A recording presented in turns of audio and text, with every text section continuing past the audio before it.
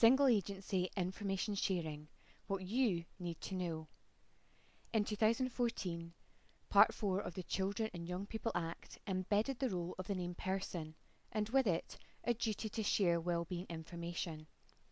However, in 2016, the Supreme Court found in favour of a group of petitioners who believed that information sharing under Part 4 of the 2014 Act was incompatible with three separate areas of UK legislation, namely the Data Protection Act, the Human Rights Act, and Article 8 of the European Convention on Human Rights.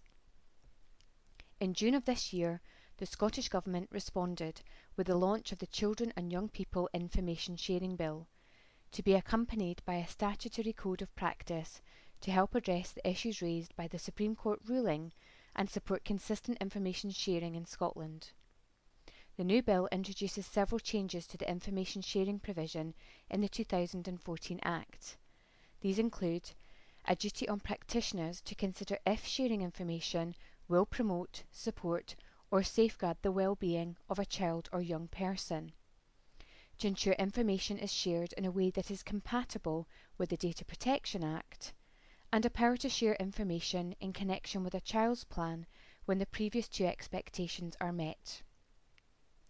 For those of us whose job it is to support children, young people and their families, understanding what the law says and how this impacts on our practice is important. Whenever we share sensitive or confidential information, we must comply with legislation.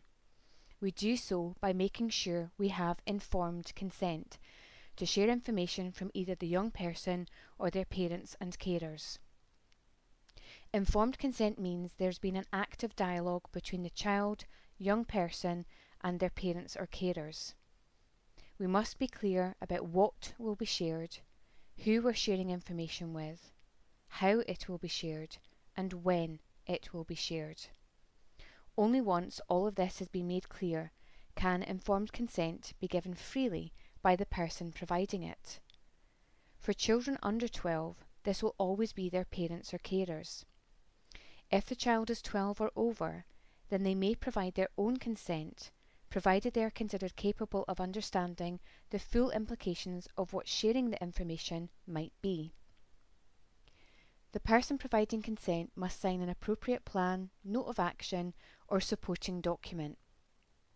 The decision and reason to share information should be recorded by the professional.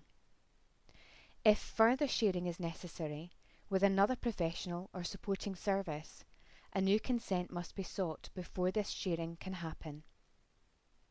It is the responsibility of every organisation to provide their staff with clear guidance on information sharing. If you are unsure about your own information sharing processes, you should consult your single agency guidance. It's important to note that whilst consent to share is essential when supporting the well-being of a child or young person, there is no need to seek consent if you believe a child has been harmed or is at risk from harm. Child protection processes are not affected by this legislation, and professionals should continue to share information freely whenever they have a concern regarding a child or young person's safety. For further details on information sharing, please follow the link provided.